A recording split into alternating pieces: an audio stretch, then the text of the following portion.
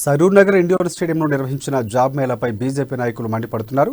Job Mela అనేది ఒక రాజకీయ స్టంట్ అని, ఇదంతా ఎమ్మెల్యే సుధీర్ రెడ్డి డ్రామా అని బీజేపీ కార్పొరేటర్ వంగ మధుసూదన్ రెడ్డి కొట్టిపారేశారు.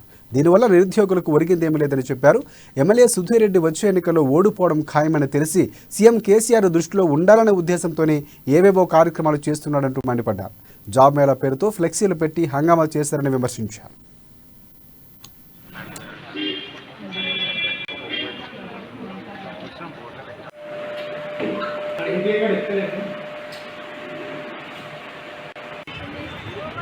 దగ్గర ఆఫర్ లెటర్ ఏమైనా ఉన్నాయని ప్రతి ఒక్క హెచ్ఆర్టీసీ అడిగి కనుక్కొని మాకు తీసుకొచ్చి ఆఫర్ లెటర్ ఇవ్వండి. అలాగే ఏదైతే సరునార్ సర్కిల్ ఉన్నదో డీసీ గారిని రేపు నిలదీస్తాము ఎన్ని ఖర్చులు పెట్టినాయని చెప్పి. ఫస్ట్ మీరు ప్రజలకు ఎన్ని ఖర్చులు పెట్టారు, జేహెచ్ఎంసీ నుంచి మీ పైసలు ఎన్ని ఖర్చు పెట్టారు, జయచంద్ర రెడ్డి ట్రస్ట్ నుంచి ఎన్ని ఖర్చు పెట్టారు, అవి శ్వేతపత్రం విడుదల చేసి గిన్ని ఉద్యోగాలు ఇచ్చినామని చెప్పి ఒక 10 మందితో మీరు చెప్పగలిగితే మాకు మంచి 20,000 25,000 శాలరీ వచ్చినాయి, మంచి ఉద్యోగం వచ్చిందని ఒకటి చెప్పగలిగితే మేము ఏదంటే చేస్తాం. అది చాలా.